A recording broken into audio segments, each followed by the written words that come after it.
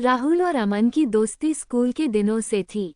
ये कहानी फुल घपा-घप वाली है, लेकिन मैं यहाँ नहीं डाल सकती, यूट्यूब मुझे परमिशन नहीं देता।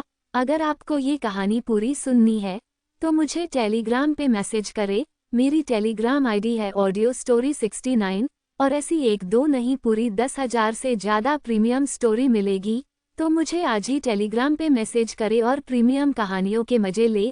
अब वापस कहानी पे आते हैं। दोनों की सोच अलग थी, लेकिन सपने एक जैसे, कुछ बड़ा करना। अमन अपने परिवार के साथ शहर के पुराने मोहल्ले में रहता था। उसका घर सादा था, पर रिश्तों से भरा हुआ। राहुल अक्सर अमन के घर आता जाता रहता। पढ़ाई, क्रिकेट, चाय सब वहीं होता। उसी घर में रहती थी अमन की बड़ी बहन निधि।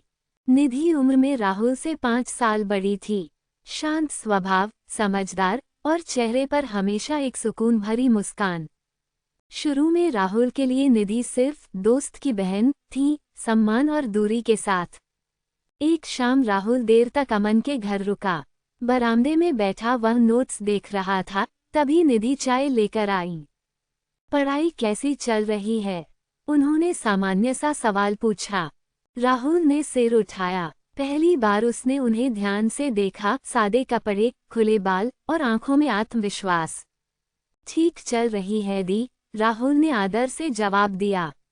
उस पल कुछ खास नहीं हुआ, पर दिल के किसी कोने में हल्की सी हलचल जरूर हुई, जिसे राहुल ने अनदेखा कर दिया।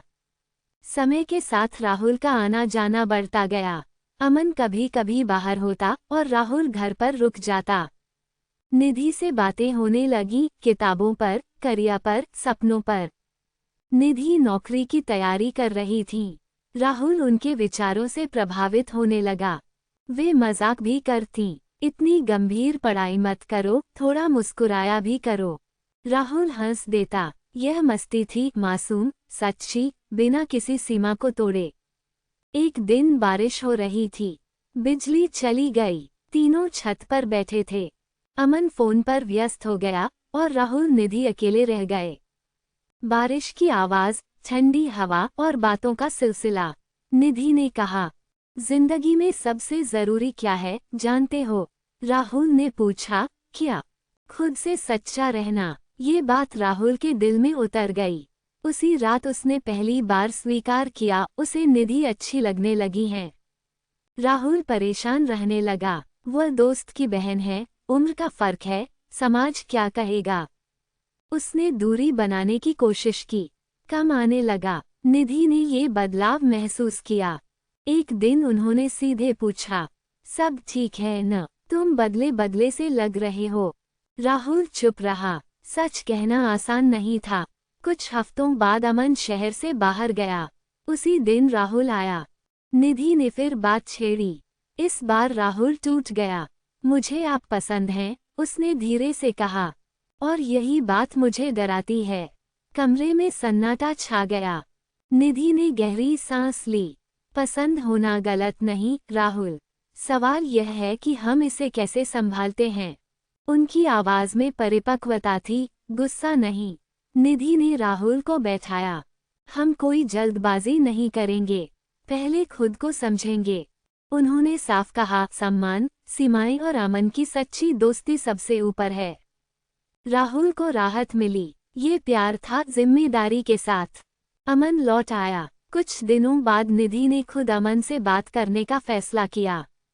अमन हैरान हुआ, पर गुस्से में नहीं। अगर तुम दोनों खुश हो और ईमानदार हो तो मुझे कोई आपत्ति नहीं, उसने कहा। राहुल की आंखें नम हो गईं। दोस्ती बच गई थी। अब सब कुछ खुला था। राहुल और निधि ने धीरे धीरे एक दूसरे को समझा।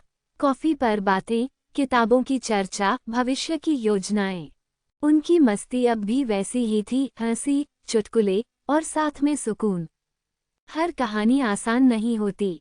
कुछ रिश्तेदारों ने सवाल उठाए, उम्र, दोस्ती, परंपरा। पर निधि डटी रहीं। प्यार छुपाने की चीज नहीं, उन्होंने कहा। राहुल ने भी मेहनत की, करियर में, जिम्मेदारी में। 2 साल बीते। राहुल ने अच्छी नौकरी पा ली। निधि अपने पैरों पर खड़ी थीं। वे जानते थे ये रिश्ता सिर्फ भावना नहीं, साथ निभाने का वादा है। एक शाम वही छत, वही बारिश। अमन मजाक में बोला। तो आखिर दोस्ती से परिवार तक का सफर पूरा हुआ। तीनों हंस पड़े। राहुल ने महसूस किया, प्यार शोर नहीं करता, वह धीरे धीरे जीवन का हिस्सा बन जाता है।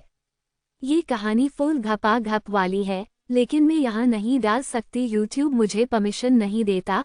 अगर आपको ये कहानी पूरी सुननी है तो मुझे टेलीग्राम पे मैसेज करें।